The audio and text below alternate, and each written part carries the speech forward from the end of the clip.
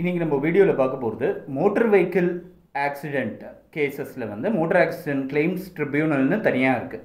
சென்னையில் வந்து small causes கோர்ட்டில் இருக்குது. அந்த மாதிரி மோட்டர் ஆக்சிடென்ட் கிளைம்ஸ் ட்ரிபியூனல்னு இருக்குது. ஸோ இந்த கிளைம்ஸ் ட்ரிபியூனல் வந்து காம்பன்சேஷன் அவார்ட் பண்ணுறது சம்மந்தமாக இருக்கக்கூடிய ஒரு சில சின்ன சின்ன விதிமுறைகளை பற்றி இன்றைக்கி நம்ம தெரிஞ்சுக்க போகிறோம். ஒரு சில ரூல்ஸை பற்றி நம்ம தெரிஞ்சுக்க போகிறோம். இந்த ரூல்ஸ் வந்து தனிப்பட்ட முறையில் கொடுக்கப்பட்டதை விட நிறைய கேசஸில் வந்து ஃபார்முலேட் ஆகப்பட்டது. இது நிறைய கேசஸில் வந்து வந்தது. இந்த மாதிரிலாம் காம்பன்சேஷன் கேல்குலேட் பண்ணணும் அப்படின்னு சொல்லிட்டு நிறைய கேசஸில் வந்து ஃபார்முலேட் ஆகப்பட்ட ஒரு முக்கியமான ரூல்ஸை பற்றிலாம் இன்றைக்கி நம்ம பார்க்க போகிறோம், வீடியோவில் தெரிஞ்சுக்க போகிறோம். நேற்றுக்கு வந்து வீடியோவில் நம்ம ரேஷ் அண்ட் நெக்லிஜென்ட் அப்படின்ற வார்த்தையை பயன்படுத்துறதை பற்றி நம்ம பார்த்துருந்தோம். ரேஷ்னஸ்னால் என்ன, நெக்லிஜென்ஸ்னால் என்னன்றதை நம்ம பார்த்துருந்தோம். சரி, இப்போ வந்து ஒருத்தர் மேலே ஒரு காம்பன்சேஷன் கேஸ் ஒன்று ஃபைல் பண்ணுறதுனா இருந்தால், இவர் வந்து ஒரு ஆக்சிடெண்ட் பண்ணிட்டாரு, அதனால இவர் வந்து எனக்கு நஷ்டஈடு கொடுக்கணும்னு சொல்லி ஒரு காம்பன்சேஷன் கேட்டு கேஸ் ஃபைல் பண்ணுறதா இருந்ததுன்னா, செய்ய வேண்டிய முதல் விஷயம், ப்ரூவ் பண்ண வேண்டிய முதல் விஷயம் என்னென்னா ஃபால்ட் லைபிலிட்டி அப்படின்னு சொல்லக்கூடியது ஒன்று இருக்குது. அதாவது அவர் வந்து தப்பு பண்ணியிருக்காரு, அவரோட நெக்லிஜென்ஸ்னால தான் இந்த ஆக்சிடெண்ட் நடந்தது அப்படின்னு சொல்லி ப்ரூவ் பண்ணணும். அவர் என்ன தப்பு பண்ணியிருக்காரு அப்படின்றத ப்ரூவ் பண்ணணும், எடுத்து சொல்ல வேண்டியதாக இருக்குது. சரி, இப்போ நெக்லிஜென்ஸ்னால் என்னன்றதை பார்த்தோன்னா, ஒரு நார்மல் ரீசனபிள் பர்சன், ஒரு புத்தி சுவாதீனம் இருக்கக்கூடிய ஒரு ப்ரூடண்ட்டான ஒரு பர்சன் செய்யக்கூடியதை செய்யாமல் இருக்கிறது. ஒரு சுச்சுவேஷனில் அவராக இருந்தால் இதுதான் பண்ணுவார், அது செய்யாமல் இருக்கிறது, இல்லை செய்யாமல் இருக்கிறத செய்யறது, அதுக்கு பேர் நெக்லிஜென்ஸ் அப்படின்னு சொல்லி ஒரு கேசஸில் கொடுத்துருக்கு. நம்ம ஏற்கனவே மெடிக்கல் நெக்லிஜென்ஸை பற்றி ஸ்டடி பண்ணும்போது போலன்ஸ் டெஸ்ட்டை பற்றிலாம் நம்ம பார்த்தோம், ஞாபகம் இருந்திருக்கு உங்களுக்கு. ஸோ நெக்லிஜென்ஸுன்றது ஒரு நார்மல் ப்ரூடன்ட் பர்சன் செய்ய வேண்டிய விஷயத்தை செய்யாமல் இருக்கிறது, இல்லை செய்யாமல் இருக்க வேண்டிய விஷயத்தை செய்யறது, அதுக்கு பேர் நெக்லிஜென்ஸ். ஸோ இந்த விஷயத்தை ஒரு வண்டி ஓட்டுநர் இந்த மாதிரி பண்ணிட்டாருன்னு ப்ரூவ் பண்ண முடிஞ்சதுன்னா அது வந்து நெக்லிஜென்ஸில் வந்துடும். அது ஒரு விஷயம். செகண்ட், ரேஷ்னஸ், அதாவது இன்டிஃபரன்ஸ் டு கான்சிக்வன்சஸ், விளைவுகளை பற்றி கவலைப்படாத ஒரு அலட்சிய போக்கு பேர் ரேஷ்னஸ். அந்த ரேஷ்னஸ் வந்து அவர்கிட்ட இருந்தது அப்படின்னு சொல்லி ப்ரூவ் பண்ணணும். ஒரு ரோட்டில் வந்து வேகமாக 2 வீலர் ஓட்டிகிட்டு போகிறது, நேற்றுக்கு பார்த்த கேஸில் காரை வந்து குடிச்சிட்டு குடிபோதையில் வந்து வேகமாக காரை பிளாட்ஃபார்மில் விட்டு மோதி நிறைய பேரோட உயிர் போகிறதுக்கான காரணமாக இருந்தது. ஸோ இதெல்லாம் ரேஷ்னஸ்ன்ற டெஃபினிஷனுக்குள்ளே வரும். ஸோ இந்த ரேஷ்னஸ், நெக்லிஜென்ஸ் இதெல்லாம் ப்ரூவ் பண்ணால் ஃபால்ட் லைபிலிட்டின்னு ஒன்று கிடைக்கும். அவர் மேலே தப்பு இருக்குது அப்படின்னு சொல்லி ப்ரூவ் பண்ண முடிய ஒரு சூழ்நிலை ஒன்று இருக்குது. இது வந்து டோட்டலாக கிரிமினல் கேசஸை பற்றி நம்ம இப்போ பேசலை. இது டோட்டலாக இந்த காம்பன்சேஷன் சம்மந்தப்பட்ட இருக்கக்கூடிய கிளைம்ஸ் கேசஸை பற்றி நம்ம பார்க்குறோம். சரி, இப்போ ஒரு காம்பன்சேஷன் கேட்கணுன்னா யாரால் கேட்க முடியும், யாருக்கு கேட்குறதுக்கான ரைட் இருக்குன்றதை பார்க்கணுன்னா, ஒன்று டிபெண்ட், அதாவது அவரை சார்ந்து அவரை நம்பி இருக்கக்கூடியவங்க, அவரோட வருமானத்தை, ஒருத்தர் இறந்து போயிட்டாருன்னு வச்சுக்கோங்க, ஒரு வண்டியை ஓட்டுநர் ஒருத்தர் இறந்து போயிட்டார், ஒரு ஓட்டுநரோட நெக்லிஜென்ஸ்னால ஒருத்தர் இறந்து போயிட்டார், ஆக்சிடென்ட் நடந்துடுறது, ரோட்டில் நடந்து போயிட்டுருக்கச்சே வண்டியை விட்டு மோதிட்டார், இறந்து போயிட்டாருன்னு வச்சுப்போம். ஸோ இப்போ காம்பன்சேஷன் கிளைம் பண்ணும்போது யார் கிளைம் பண்ண முடியுன்ற ஒரு கொஸ்டின். இந்த டெத்துனால் பாதிக்கப்பட்டவங்க, இன்ஜூர்ட் பர்சனுக்கு டிபெண்ட், அவரை சார்ந்து அவர்கிட்டேருந்து வரக்கூடிய வருமானம் வரும்னு சொல்லி நம்பி இருக்கக்கூடியவங்க அப்படின்னு நம்ம பார்க்க முடியும். இது சூழ்நிலைக்கு சூழ்நிலை, ஃபேக்ட்ஸ் அண்ட் சர்கம்ஸ்டன்சஸ் பேஸ் பண்ணி மாறும். ஒரு சில வீட்டிலலாம் வருமானத்தை சார்ந்து இருக்கிறவங்கன்றவங்க ரொம்ப கம்மியாக இருப்பாங்க. ஒரு சில வீட்டில் வேறு எதுனா டிஃப்ரென்சஸ் இருக்கும். ஸோ இவங்களை நம்பி வந்து 7-8 பேர் கூட இருப்பாங்க. சரி, ஒரு பர்டிகுலர் கேஸில் வந்து ஃபாதரை வந்து டிபெண்ட்டாக கன்சிடர் பண்ணலாமான்னு சொல்லி ஒரு கேஸ் ஒன்று வந்தது. அந்த கேஸில் வந்து அப்பா அவரோட சொந்த சோர்சஸ் ஆஃப் இன்கம் இல்லைன்னு ப்ரூவ் பண்ண முடிஞ்சதுன்னா அவர் டிபெண்ட்டுன்ற கேட்டகரிக்குள்ளே வருவார். அதே மாதிரி அப்பா அம்மா யாராக இருந்தாலும் சரி, அவங்க அம்மாவுக்கு வந்து taken at the face of it, அவங்க டிபெண்ட் தான், ஏன்னா லேடி வீட்டில் இருக்காங்க, கண்டிப்பாக இதை நம்பி தான் இருப்பாங்கன்றது. அதே மாதிரி குழந்தைங்க, மனைவி, அவங்களாம் வந்து இதை நம்பி இருக்கிறவங்க, unless it is prove to the contrary, அவங்களுக்கு தனியாக ஒரு வருமானம் இருக்குதுன்னு ப்ரூவ் பண்ண முடிஞ்சதுன்னா அவங்க டிபெண்ட் கணக்கில் வரமாட்டாங்க.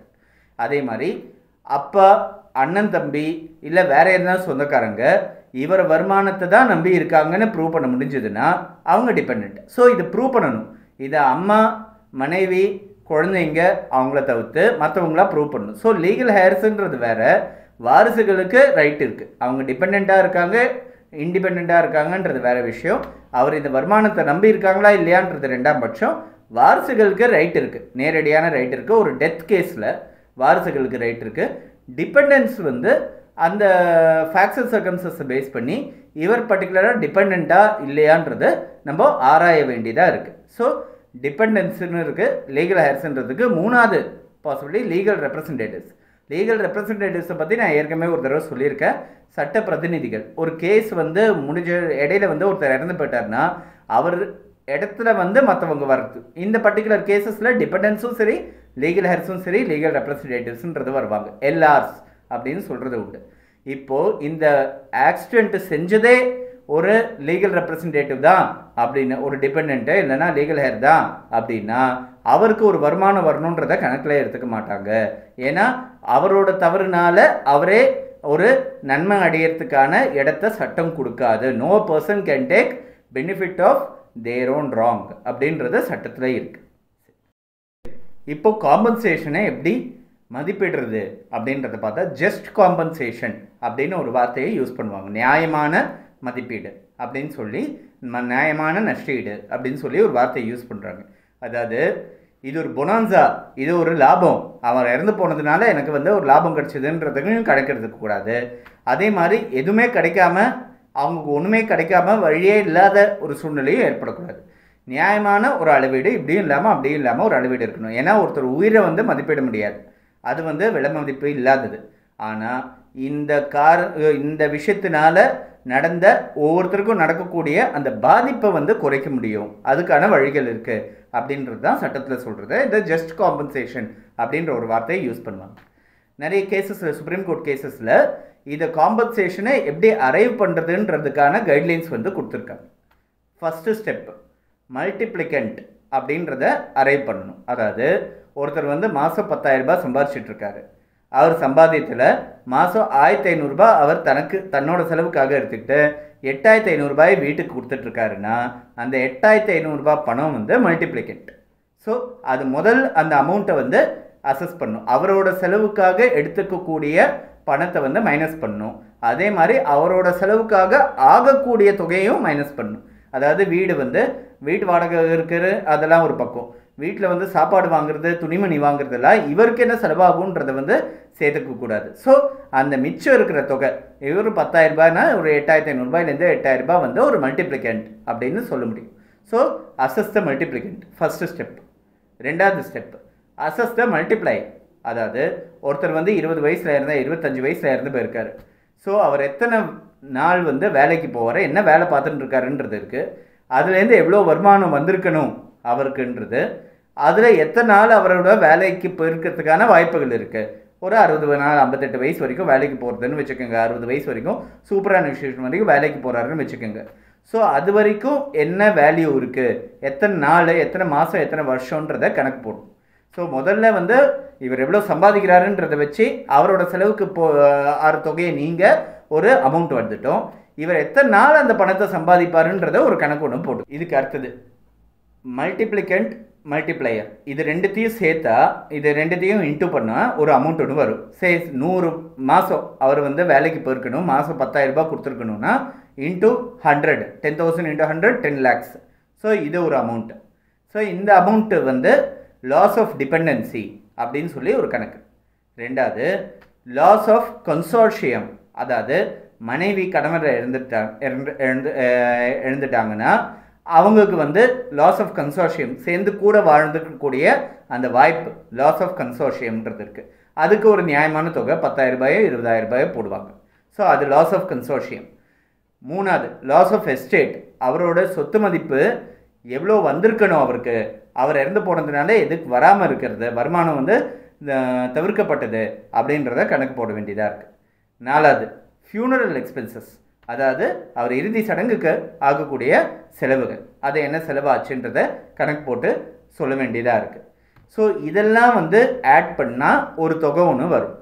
ஸோ இந்த தொகையை தான் வந்து காம்பன்சேஷன்னு கேட்க முடியும். எடுத்த கௌத்தம்னு சொல்லி அவருக்காக 10 கோடி ரூபாய் 20 கோடி ரூபாய் 100 கோடி ரூபான்னு கேட்கறது கிடையாது. இவர் எவ்வளோ சம்பாதிப்பார், நியாயமான முறையில் எத்தனை நாளைக்கு சம்பாதிச்சிருப்பார், ஸோ இந்த சம்பாதிச்ச தொகையும் அந்த நாட்களையும் வந்து கணக்கு போட்டு பார்த்துட்டு அந்த நாட்களோட இந்த செலவுகள்லையும் சேர்த்து நம்ம வந்து ஒரு பர்டிகுலர் ஒரு அமௌண்ட்டை வந்து அரைவ் பண்ண வேண்டியதாக இருக்குது. முக்கியமாக அவருக்கு ஆகக்கூடிய செலவை வந்து அதுலேருந்து மைனஸ் பண்ண வேண்டியது அவசியமாக இருக்குது. இந்த மோட்டார் வெஹிக்கிள்ஸ் ஆக்டை பொறுத்த வரைக்கும் மோட்டார் ஆக்சிடென்ட்ஸ் கிளைம்ஸை பொறுத்த வரைக்கும் நிறைய ஜூரிஸ்ப்ருடன்ஸ் வந்திருக்கு, நிறைய கேசஸ்லாம் வந்திருக்கு. இதெல்லாம் ஒவ்வொன்றா வரப்போகிற வீடியோஸில் ஒவ்வொன்றா நம்ம அனலைஸ் பண்ண தான் போகிறோம். ஒவ்வொரு டைமென்ஷன்ஸில் இதை வந்து ஃபுல்லாக டீப்பாக அனலைஸ் பண்ணி நம்ம அதை பற்றி நிறைய தெரிஞ்சுக்க போகிறோம்.